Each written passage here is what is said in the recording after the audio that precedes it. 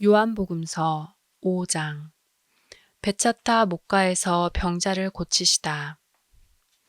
그 뒤에 유다인들의 축제 때가 되어 예수님께서 예루살렘에 올라가셨다. 예루살렘의 양문 곁에는 히브리 말로 베차타라고 불리는 못이 있었다. 그 못에는 주랑이 5채 딸렸는데 그 안에는 눈머니, 다리 저느니, 팔다리가 말라 비틀어진 이 같은 병자들이 많이 누워 있었다. 그들은 물이 움직이기를 기다리고 있었다. 이따금 주님의 천사가 그 못에 내려와 물을 출렁거리게 하였는데 물이 출렁거린 다음 맨 먼저 못에 내려가는 이는 무슨 질병에 걸렸더라도 건강하게 되었기 때문이다. 거기에는 38회나 앓는 사람도 있었다. 예수님께서 그가 누워 있는 것을 보시고 또 이미 오래 그렇게 지낸다는 것을 아시고는 건강해지고 싶으냐 하고 그에게 물으셨다. 그 병자가 예수님께 대답하였다. 선생님, 물이 출렁거릴 때 저를 못 속에 넣어줄 사람이 없습니다.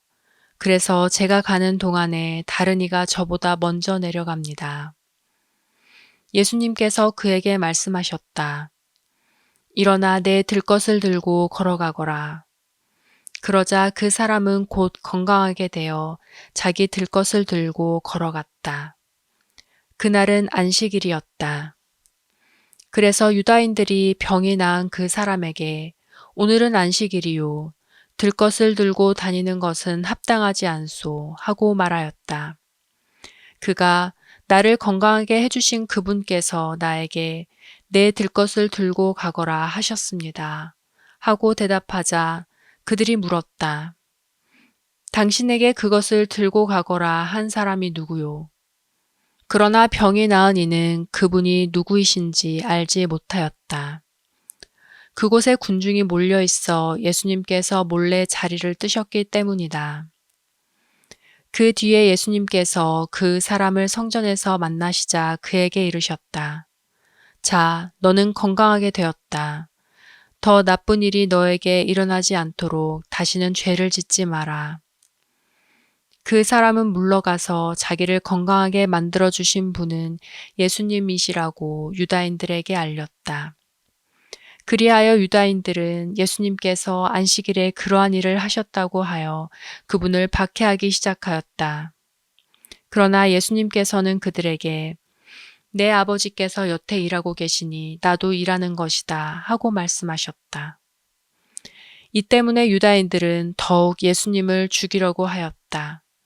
그분께서 안식일을 어기실 뿐만 아니라 하느님을 당신 아버지라고 하시면서 당신 자신을 하느님과 대등하게 만드셨기 때문이다. 아드님의 권한.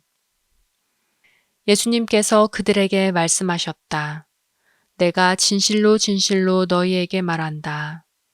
아버지께서 하시는 것을 보지 않고서 아들이 스스로 할 수 있는 것은 하나도 없다. 그분께서 하시는 것을 아들도 그대로 할 따름이다. 아버지께서는 아들을 사랑하시어 당신께서 하시는 모든 것을 아들에게 보여주신다. 그리고 앞으로 그보다 더 큰 일들을 아들에게 보여주시어 너희를 놀라게 하실 것이다. 아버지께서 죽은 이들을 일으켜 다시 살리시는 것처럼 아들도 자기가 원하는 이들을 다시 살린다. 아버지께서는 아무도 심판하지 않으시고 심판하는 일을 모두 아들에게 넘기셨다. 모든 사람이 아버지를 공경하듯이 아들도 공경하게 하시려는 것이다. 아들을 공경하지 않는 자는 아들을 보내신 아버지도 공경하지 않는다. 내가 진실로 진실로 너희에게 말한다. 내 말을 듣고 나를 보내신 분을 믿는 이는 영생을 얻고 심판을 받지 않는다. 그는 이미 죽음에서 생명으로 건너갔다. 내가 진실로 진실로 너희에게 말한다. 죽은 이들이 하느님 아들의 목소리를 듣고 또 그렇게 들은 이들이 살아날 때가 온다. 지금이 바로 그때다. 아버지께서 당신 안에 생명을 가지고 계신 것처럼 아들도 그 안에 생명을 가지게 해 주셨기 때문이다. 아버지께서는 또 그가 사람의 아들이므로 심판을 하는 권한도 주셨다. 이 말에 놀라지 마라. 무덤 속에 있는 모든 사람이 그의 목소리를 듣는 때가 온다. 그들이 무덤에서 나와 선을 행한 이들은 부활해서 생명을 얻고 악을 저지른 자들은 부활하여 심판을 받을 것이다. 나는 아무것도 스스로 할 수 없다. 나는 듣는 대로 심판할 따름이다. 그래서 내 심판은 올바르다. 내가 내 뜻이 아니라 나를 보내신 분의 뜻을 추구하기 때문이다. 예수님을 믿게 하는 증언. 내가 나 자신을 위하여 증언하면 내 증언은 유효하지 못하다. 그러나 나를 위하여 증언하시는 분이 따로 계시다. 나는 나를 위하여 증언하시는 그분의 증언이 유효하다는 것을 알고 있다. 너희가 요한에게 사람들을 보냈을 때에 그는 진리를 증언하였다. 나는 사람의 증언을 필요로 하지 않는다. 그런데도 이러한 말을 하는 것은 너희가 구원을 받게 하려는 것이다. 요한은 타오르며 빛을 내는 등불이었다.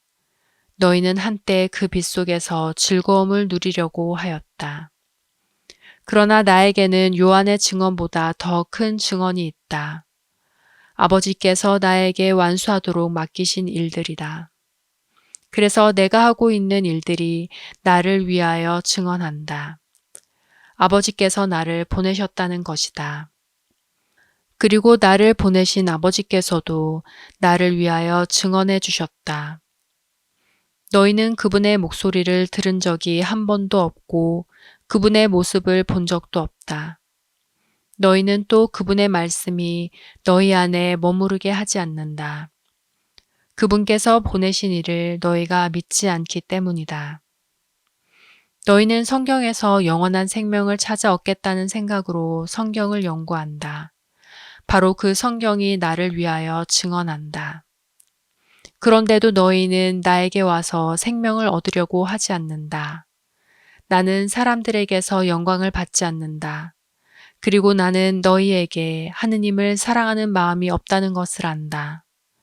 나는 내 아버지의 이름으로 왔다.